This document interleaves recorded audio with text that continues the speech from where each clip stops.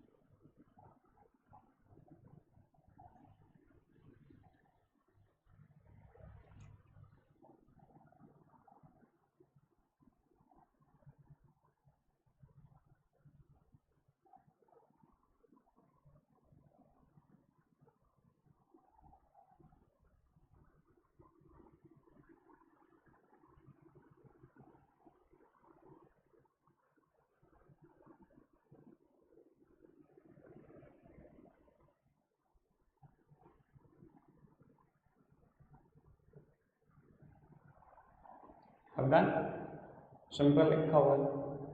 बाबू पहली लाइन पता है क्या थी? In 1955 the village and the small scale industry committee, also known as Karve committee, noted the possibility of small scale industry in the promotion of in the development of rural areas. बाबू जो Karve committee थी उसने ना note करी ये possibility कि rural area की development small scale industry पर depend करती है।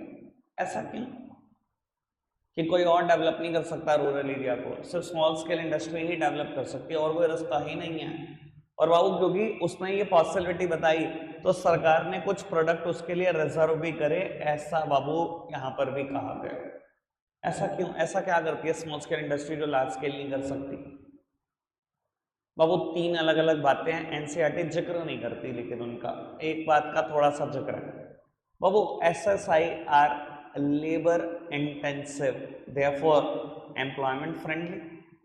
बेटा लार्ज स्केल इंडस्ट्री को देखो, उन्होंने क्या करना है आज की तारीख में, जिसके पास ठीक पैसा है ना वो पता है क्या कहता है, मैंने एक फैक्ट्री लगानी है, मशीनरी में इंपोर्ट कर रहा हूँ, पैसा लगा रहा हूँ 20 करोड़ रुपए। मैंने पूछा जी लेबर? लेबर नहीं चाहिए यार, लेबर बहुत परेशान करती है यार, मैंने बताया छुट्टी, ये कहानी वो कहानी। कहता लेबर दो, बस एक मशीन ऑपरेटर और एक उसको सपोर्ट करने वाला, मशीनरी 20 करोड़ की। तो बाबू लार्ज स्केल की कहानी इतनी है, लार्ज स्केल ज्यादातर कैपिटल इंटेंसिव होते हैं, मतलब भर भर के पैसे लगा देंगे, बट जहाँ लेबर का मुद्दा आएगा लेबर से कन्ना काट लेंगे, ठीक है ना। बट एसएसआई के हालात क्या है बाबू, एसएसआई ज्यादातर लेबर इंटेंसिव है, उनके पास पैसे तो नहीं है पर वो क्या करते हैं बेटा, जॉब बहुत क्रिएट करती हैं।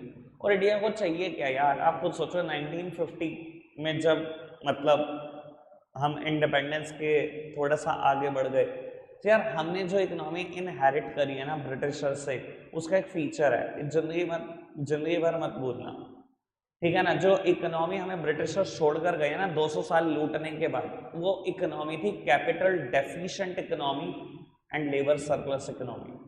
एक ऐसी इकोनॉमी जिसमें कैपिटल बिल्कुल नहीं है लेकिन लेबर भर भर के है। तो यार इंडिया को एक्चुअली में चाहिए क्या, एसएसआई तो चाहिए, जब हमारे पास पैसा तो है ही, लेबर भर भर के, हमें 1950s से ही एसएसआई चाहिए जो जॉब क्रिएट कर सकती हैं। अब बात बड़ी सिंपल सी है बेटा, आप इन्वेस्टमेंट के हिसाब से कितनी जॉब क्रिएट करते हो। एसएसआई की कहानी क्या है, 10 लाख रुपए लगे होंगे एसएसआई में, 5 लोगों को नौकरी दे रखी होंगी, यानी कि 2 लाख रुपए में एक आदमी को नौकरी मिल जाती है। लेकिन लार्ज स्केल की कहानी क्या है, 20 करोड़ लगा रखे होंगे, नौकरी दे रखी होगी 3-4 आदमियों को, 4 भी मान लो फेयर एस्टिमेट, यानी कि 5 करोड़ लगने पे एक आदमी को नौकरी मिलती है। अब आप डिसाइड कर लो चाहिए क्या देश को, 140 करोड़ लोगों को क्या चाहिए, समझ में आ रहा है। कार्रवाई कमेटी कितनी सही थी अपनी जगह पर, कोई दिक्कत कोई परेशानी तो नहीं। दूसरी बात बेटा, exercise shows locational flexibility therefore equality oriented. अच्छा, एसएसआई को इस बात से फर्क पड़ता है कि किस लोकेशन पे काम कर रहे हैं, कोई फर्क नहीं पड़ता, बिल्कुल फर्क नहीं पड़ता उनको। स्मॉल स्केल इंडस्ट्री किस जगह पे काम करिए, किस लोकेशन पे काम करिए। लार्ज स्केल के हालात पता क्या है, मैं कहूँ आज कोई सीमेंट मैन्युफैक्चरिंग कंपनी का नाम लो, ठीक है ना, XYZ, बहुत सारे सीमेंट है आपको पता है, ठीक है, मैं किसी का भी नाम लूंगा वो गलत होगा। किसी भी सीमेंट मैन्युफैक्चरिंग कंपनी को सोचो, अगर उनको दिख गया ना कि मुझे रॉ मटेरियल इस शहर में अच्छा मिल सकता है, या इस गांव में अच्छा मिल सकता है, या इस मेट्रोपॉलिटन सिटी में अच्छा मिल सकता है, या इस इंडस्ट्रियल एरिया में अच्छा मिल सकता है, आप देखोगे पूरी फैक्ट्री वहीं उठा के ले जाएंगे वो, उनको फर्क ही नहीं पड़ता भाई। वो क्या चाहते हैं कि हम सोर्स ऑफ रॉ मटेरियल के आसपास एस्टैब्लिश हो जाएं, हम कॉस्ट ऑफ ट्रांसपोर्टेशन सेव कर लें। पर एसएसआई क्या बेटा बाबू, एसएसआई शोज लोकेशनल फ्लेक्सिबिलिटी, किसी भी गांव किसी भी शहर कहीं भी लग जाएंगी वो, तो बेटा वो कहीं ना बैलेंस रीजनल डेवलपमेंट करती है देश की, और यही तो इंडिया चाहता है, यही तो गवर्नमेंट ऑफ इंडिया चाहती है कि बैलेंस डेवलप हो हर एरिया। लेकिन लार्ज स्केल का तो अपना ही है, उनको तो वहीं जाना है ना सोर्स ऑफ मटेरियल अच्छा मिल जाए। कोई दिक्कत कोई परेशानी तो नहीं, बात समझ में आ रही है। अभी मैं कहता हूँ लिथियम के ना बहुत बड़े रिजर्व मिल रहे हैं देश में, मिले हैं, JNK में भी मिले हैं कई जगह। आप देखोगे जितनी भी कंपनीज बैटरी बना रही है ना ईवी को चलने के लिए, लिथियम बैटरीज, अब आप देखना अच्छी अच्छी कंपनियां सब वहीं शिफ्ट हो जाएंगी, देख लेना, एक्चुअल बात है ये, हमेशा सही होता है लार्ज स्केल के साथ, ठीक है। तीसरी बात बेटा, एसएसआई को चलाने के लिए बड़ी ही स्मॉल कैपिटल चाहिए, ठीक है ना। स्मॉल कैपिटल से क्या होता है बेटा, स्मॉल कैपिटल से ना कहीं भी आपकी इकोनॉमिक पावर कंसंट्रेट नहीं होती। भाई पैसा लगा 5 लाख 7 लाख 10 लाख, छोटा सा कारखाना बनाया जिसमें कर क्या रहे हो बेटा, कुछ भी मैन्युफैक्चर कर रहे हो, रबड़ रिलेटेड प्रोडक्ट और छोटे मोटे खाने पीने की प्रोडक्ट और किचन यूटेंसिल्स, ठीक है ना, और क्या कर रहे हो बाबू, वो मिट्टी के बर्तन बना रहे हो, ये कर रहे हो, 5-5 7-7 कारीगर लगे हैं, 5-5 7-7 छोटी छोटी मशीनें लगी हुई हैं जहाँ वो करते हैं ना अपने हाथ से शेप देते हैं मिट्टी के बर्तन को, ये कर रहे हो मान लो। अब वो पैसा कितना लगा, पैसा तो कुछ भी नहीं लगा हुआ, एक कमरे का सेटअप है बस, घर के अंदर ही है, लेकिन 5 लोग बैठे हुए काम कर रहे हैं, 6 लोग बैठे हुए काम कर रहे हैं, नौकरी इतनी क्रिएट कर देते हो आप। वो पैसा ना लगने से पता क्या होता है, इकोनॉमिक पावर कंसंट्रेट नहीं होती। देखो इकोनॉमी का सिंपल सा प्रिंसिपल है भाई, अगर एक जगह पे सारा पैसा आता जाएगा और जुड़ता जाएगा ना, इकोनॉमी ग्रो नहीं करती। आपने इकोनॉमिक्स में मतलब मैक्रो में भी मुझसे पढ़ा है बेटा, बाबू इकोनॉमी हमारी इस प्रिंसिपल पे काम करती है, जो एक चीज एक इंसान का खर्च है वो दूसरे की इनकम है, खर्चोगे नहीं तो दूसरे को इनकम भी कहाँ से मिलेगी। अब यही मैं बात करूँ रिलायंस की, भैया आप इतना पैसा अर्न करते हो, क्या उतना खर्च करते हो, इकोनॉमी में वापसी आता है? ये तो कभी चाहिए ही नहीं ना इकोनॉमी को। समझ में आई सारी बात? क्यों एसएसआई चाहिए, क्यों कार्बी कमेटी कह रही है कि एसएसआई की वजह से रूरल डेवलपमेंट हो सकती है। ठीक है जी, लिखना शुरू करें।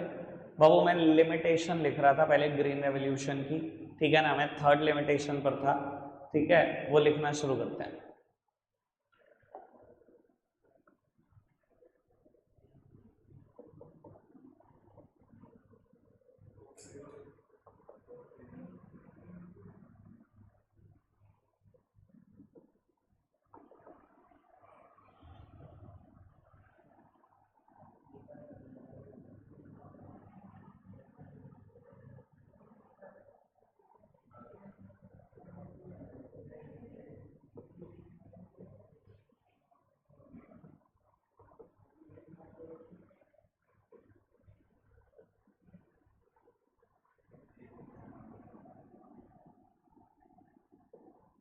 एक सेकेंड, एक सेकेंड, ये वर है, हटा।